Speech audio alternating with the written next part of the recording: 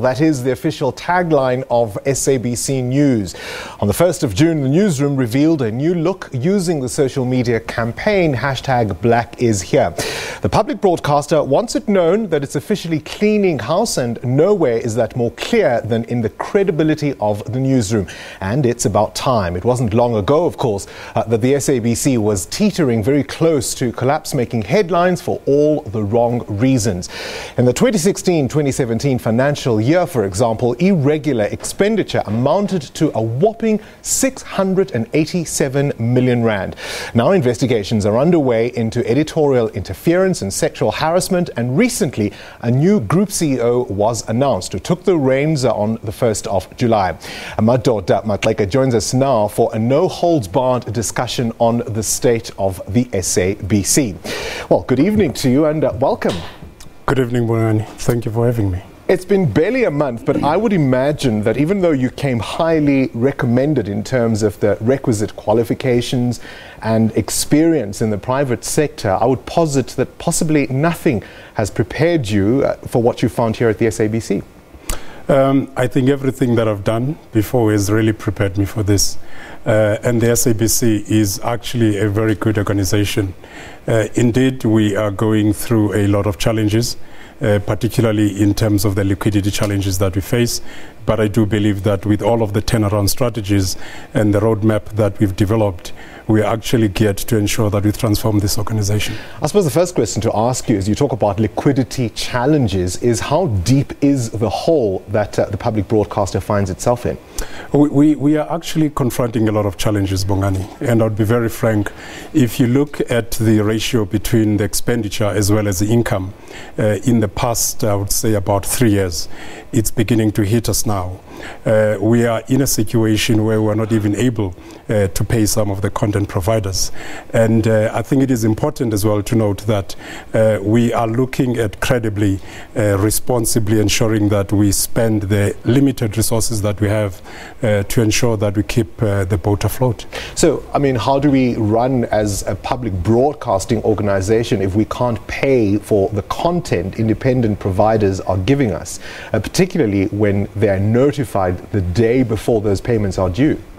I think, as I was saying, I mean, if you look at the evolution of our financials in the past 3 years, it's only now that it's hit really a crisis point. But I also need to hasten to add that despite all of this, as an organization, we're looking at immediate, mid-term, as well as long-term solutions in order to ensure that we turn around this.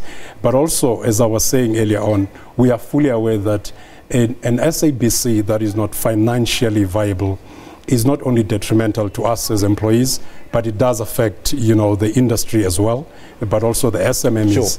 Sure. So we are fully aware of this, but what is very key is that we have a very solid strategy as well as turnaround in place. Well, I mean, for the independent producers who were told just 2 days ago they can't be paid, where's the money going to come from? I think I saw a letter that stated mid-August.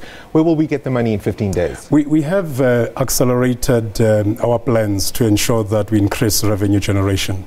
And there are also, if you look, for example, at the funding model that we're getting into, we want to be more diversified so that we can ensure that there's more funds and revenue coming into the broadcast. Sure. I mean, I don't want to harp on this too long, but just to get clarity on this, the statement that's gone out to producers says mid-August. I'm asking you, where will that money come from in 15 days? The money is going to come through our revenue generating streams. What's going to change that we couldn't get in July? Well, the issue is, you must understand, as I was saying earlier on, if you look at the costs, you know, vis-a-vis where we are from a revenue point of view, this is where the challenge is. But we do know that we have plans in place to make sure that we can generate more revenue. The bigger question is, are you saying that, I mean, one of the questions people will ask is, without government money, is the SABC a going concern? I think maybe what you need to understand, Bongani, from a revenue base, 85% of our revenue is generated through advertisers, and you have 12% through licenses. So as the organization, we do believe that we would actually be able to continue in the next couple of months, particularly with the turnaround plans that we have in place. Sure, but if I take your earlier statement about things catching up with us from Correct. the past, are we now in that situation where we yet another sorry parastatal with a begging bowl from to government? I wouldn't say that we're sorry parastatal. We have a very strong turnaround in place. I mean, if you look, for example, at the funding model that we're looking into, we're going to have a more diversified funding model where we can look at other revenue streams. But most importantly, we're also looking at cost containment measures internally so that we can make sure that we're running a profitable business. I mean, let's talk about some of the sins of the past. And to be fair to you, obviously, as I noted a little earlier, you've just come into the business. But if we look at some of the issues that have arisen in the past in terms of irregular expenditure, there were all kinds of processes that weren't followed. Payments were made without contracts, there were split orders, inadequate contract management. I mean, we've got a legacy of mismanagement that goes quite deep. Certainly, but I think what I would also need to add is the board has done an extremely good job in dealing with all of these legacy issues in as far as governance is concerned, and there are a lot of internal processes as well externally to deal with all of the issues when it comes to mismanagement of funds. So there was irregular expenditure. There was also the infamous multi-choice deal. Where are we on the facts of that? I would want to point out that we are busy engaging with different partners, including MultiChoice, in terms of ensuring that there is a different revenue stream into the business. But I mean, obviously one of the issues that has raised concerns over the years is that the details of that deal seem to still be sketchy. Even now, we know last year the DA wanted this to go all the way to the Constitutional Court to find out exactly what the details of it were. You've come in with a new broom. Why not put us all out of our misery and tell us what's in those contracts? I think what is important, as I was mentioning earlier, is all of the issues that were found to be fraudulent or there was any sense of mismanagement, those are dealt with. The focus from our side as executive management is to ensure that we bring about a very forward-looking dispensation in the SABC, and in the process to ensure that we turn around to become more profitable and also more viable. Of course, for us to be able to move forward, we're going to need to know where we come from. Certainly, we're going to need to know where we are. For example, the outstanding question is that did we pay 500 million rand, for example, and almost sell off the SABC's archive? Has that question been answered satisfactorily? There's obviously investigations taking place into this, and I would not want to venture into it, but suffice to say that the board has done everything possible to ensure that we run a clean company. Right, I mentioned a little earlier that there is this clean-up operation underway. We've got a number of inquiries, sexual harassment and editorial independence. Let's start with that one, for example. A lot of the issues that are being investigated, of course, arose out of that debacle with the SABC 8. A number of issues. The independence of the SABC, particularly the newsroom, is paramount if we are to be credible. Correct, and I think it is important that for us as the SABC, we want to ensure that we restore credibility, we restore confidence in the public broadcaster, and the only way to do that is ensure that we have a newsroom that is very independent, as also impartial. Let's talk about your role as the group CEO. One of the things you need to do, at least one of your titles, is also the editor-in-chief. Now, that's something that's been raised by, for example, the DA, who say the newsroom needs to be completely independent of the executives. The newsroom is completely independent. Honestly, in terms of the editor-in-chief role, is when it refers to upward referral. Otherwise, I don't even get involved. But why doesn't, why aren't those decisions, or in fact all decisions related to the newsroom, made by journalists working in the newsroom? Why do you have to get involved? All decisions are made by journalists. I don't even get involved. One of the issues the DA has raised, of course, is the broadcast yesterday of the statement by President Cyril Ramaphosa, who did so in his capacity as the president of the ANC. And they're saying this is untoward, and certainly they're demanding a right of reply to be able to give a similar broadcast from their perspective on land expropriation. I think it's important to just highlight that the SABC received the said recording, and like any other media institution, and we're not the only media house to play this. But I think also what is very important to note, Bongani, is the newsroom.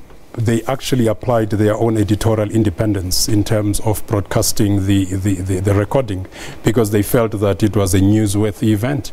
And it's also noteworthy that it was actually not a live transmission. And also efforts were ensured to actually develop a balanced story by soliciting inputs and commentary from different political parties. They're demanding a right of reply. They're saying if this can be allowed for the ANC, it should be allowed for them. What's good for the goose is good for the gander. What's your response? Of course, the newsroom would have to make that call. So as far as you're concerned, editorial independence rests with the newsroom. Correct. You don't interfere. I don't interfere when it comes to news-related issues. So if we look then at this inquiry into editorial independence, I mean, there were all sorts of allegations around the purging of staff members. People were prosecuted, victimized. If we find that indeed people who are still in the building were responsible for some of those actions, what consequences, if any, will they face? I think I would not want to preempt any issue on this. Suffice to say that we have a respected person heading up that commission. I think this was also an example of where the board is trying to lead the way in cleansing all of the issues that we have from the legacy. Then, of course, there's this inquiry into sexual harassment. Again, allegations of nepotism. Again, allegations of jobs for sexual favors. What on earth is going on there? Well, once again, as the SABC, we do not get involved there. Barbara Watson is leading that commission, and what is important is also to ensure that it's very transparent, and the idea is to ensure that from an SABC point of view, this is how we're going to take the organization forward, through transparent engagement. I mean, the SABC, of course, is central to the narratives that are told about this country. It's central to the project of social cohesion in this country. We are the primary source of news and current affairs for the majority of South Africans. What's your commitment to the nation about how this institution is going to be turned around going forward? I think for us as the SABC, and I'm speaking on behalf of management on this, is we do not take for granted the fact that we've been given a duty to offer a range of informative, educational as well as entertaining programs, particularly to the 27 million people every month who watch our terrestrial channels, but also in terms of the 18 radio stations that deliver information to the 27 million people every week. So we do take that as a very serious public mandate, and it's actually the reason for being for us as an entity. And my role really in terms of turning around this organization, working with the team, is to develop a financially sound organization, a high-performing organization, a digitized organization that is geared towards our public mandate. What happens when you get the red phone? We've got an election coming up next year. When the red phone rings and someone says, hey, Chief, this story, that story, what do you do? I think we have clearly outlined processes in terms of that. We're very impartial, we're independent, we do not interfere in this. The newsroom would have to make that call. What also is going to happen as far as the multi-choice issues, there have been concerns around whether or not multi-choice can carry content from the SABC without paying for it. Where are we on that issue? Negotiations are at a very advanced stage, and I would not want to get involved in terms of the details on that. Right, but essentially your message is that there's a new sheriff in town, things are going to improve. Certainly, we want to have a fit-for-purpose organization. We want to make sure that we're committed to turning the business around, and most importantly, let's ensure that we have an SABC that is credible. Let's hope that this will be, of course, the first of many times where you'll engage with us in the way that you have, without any preempting in terms of the questions we can ask. We thank you for your time. Thank you very much, Bongani. All right. Of course, we are looking now at a number of other stories. Of course, the